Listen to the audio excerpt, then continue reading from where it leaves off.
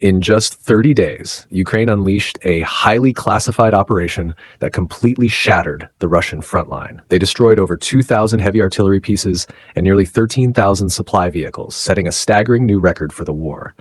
This was a month of absolute destruction. Today, we are going to look at the secret weapon that made this possible and how Ukraine pulled off the ultimate logistical lockdown. In warfare, there are months that grind on with no end in sight, and then there are months that fundamentally rewrite the battlefield. June was the latter. Over a span of just 30 days, the Ukrainian Defense Forces inflicted a level of mechanical attrition on the Russian military that hasn't been seen since the full-scale invasion began. We are talking about the systematic dismantling of Moscow's two biggest advantages: overwhelming artillery fire and relentless logistical supply. According to the Ukrainian Ministry of Defense, June was an absolute nightmare for the Russian rear guard. We aren't just talking about trenches trading hands. We are talking about the structural collapse of Russian military infrastructure. Today, we're going to break down the unprecedented numbers from June. We will look at a newly developed Ukrainian weapon designed to rupture artillery barrels from the inside out, the highly classified Operation Artishan, and the devastating Russian retaliation on civilian and humanitarian centers in Kyiv. Let's get into the numbers and how Ukraine pulled this off. For years, Russia's primary doctrine has been simple: flatten everything in front of you with artillery, then send the infantry into the rubble. But you can't fire what you don't have. In June, Ukrainian forces destroyed or disabled a staggering 2,074 enemy artillery systems. To put that in perspective, that is the equivalent of wiping out more than 110 standard artillery battalions in a single month. It broke the previous record set just 1 month prior in May, when 1,993 systems were eliminated. How did Ukraine manage such a massive spike? The answer lies in a highly coordinated stealth initiative known as Operation Artishan. Last year, Ukraine ran Operation Ashan, a massive 3-day drone campaign that obliterated nearly 800 Russian armored vehicles and stalled Moscow's armored assaults for half a year.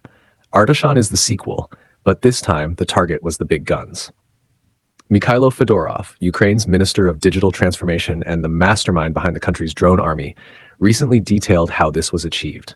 For a long time, Ukraine faced a frustrating tactical problem. Dropping a standard explosive on a heavy howitzer might damage it, but Russian engineers could often repair the gun and send it back to the front. Ukraine needed a permanent kill. So Ukrainian developers engineered a highly specialized munition. It doesn't just damage the chassis, it is designed to specifically target and rupture the artillery barrel itself from the inside out. The barrel is the most expensive, complex, and difficult to replace component of any artillery system. Once it shatters, the gun is dead weight. Using this new weapon, Operation Artishan deployed a swarm of drones over just 2 nights, permanently destroying 250 Russian artillery pieces.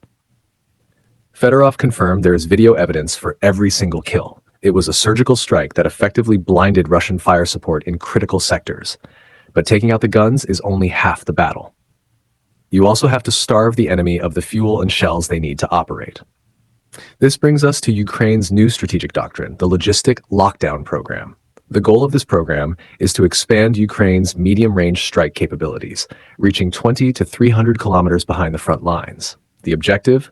Systematically destroy Russian logistics, ammunition depots, transport vehicles, command posts, and supply routes deep within the enemy's operational rear. And the data from June proves the lockdown is working. Ukrainian defenders destroyed or disabled a jaw-dropping 12,878 Russian motorized vehicles and fuel tankers. Let that number sink in. Nearly 13,000 transport and logistics vehicles in 1 month.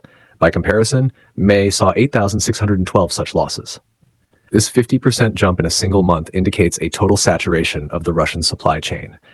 When you destroy that many supply trucks, the ripple effects are catastrophic for the frontline soldier. Food doesn't arrive. Ammunition is rationed. Wounded soldiers cannot be evacuated. The systematic destruction of this equipment rapidly degrades the combat capability of the Russian army, turning a formidable mechanized force into a stranded, undersupplied infantry. While artillery and logistics took the heaviest hits, Russia's traditional armor and air defense networks were not spared. In June, Ukraine eliminated 103 Russian tanks and 197 armored combat vehicles. While these numbers are significant, the most critical statistic lies in the sky. Ukrainian forces destroyed 60 Russian air defense systems in June. According to the Ministry of Defense, this represents the highest monthly loss of air defense assets for Russia in the past 2 years, and the second highest figure since the full-scale war began. Why is this so vital? Air defense systems are the shield that protects everything else. By punching 60 holes in that shield, Ukraine paved the way for their drones, HIMARS, and newly acquired aircraft to operate with far greater impunity. Every surface-to-air missile site destroyed means a safer flight path for the drones carrying those specialized barrel-bursting munitions. It is a compounding loop of destruction. Taking down the air defense allows you to take down the artillery, which allows you to take down the supply routes. But as we have seen time and time again throughout this war, when the Russian military suffers catastrophic losses on the battlefield, they retaliate against civilian infrastructure. In early July, following this disastrous month for their military, Russian forces launched a massive multi-wave strike on the Ukrainian capital of Kyiv. The human and material toll was devastating. During the barrage, a direct strike completely annihilated a massive humanitarian warehouse belonging to the Ukrainian Red Cross Society. This facility was a vital logistical hub. Over 320,000 items of cargo and life-saving equipment were turned to ash. We are talking about power generators, defibrillators, ultrasound machines, and emergency winter supplies intended for the most vulnerable populations and hospitals. The total value of the destroyed humanitarian aid exceeded 79 million hryvnias.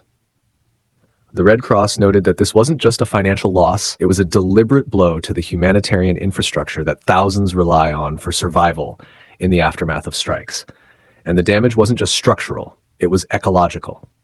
During the same assault, Russian shelling triggered a massive fire at an industrial enterprise in the capital. The destruction caused thousands of liters of fuel and toxic lubricants to spill into the storm sewer system, eventually flowing directly into Kirilivske Lake in Kyiv, creating a severe environmental hazard in the middle of the city. June will go down in military history as a masterclass in asymmetric warfare and logistical starvation. Ukraine's defense forces, backed by the technological innovations of figures like Mikhailo Fedorov and the engineers behind Operation Artishan, proved that you don't necessarily need more guns than your enemy. You just need to break their barrels and burn their supply trucks. The logistic lockdown has left the Russian military bleeding heavy equipment at an unsustainable rate. Yet, as the ashes of the Red Cross warehouse in Kyiv remind us, the cost of this war remains agonizingly high for the Ukrainian people. The battlefield is shifting.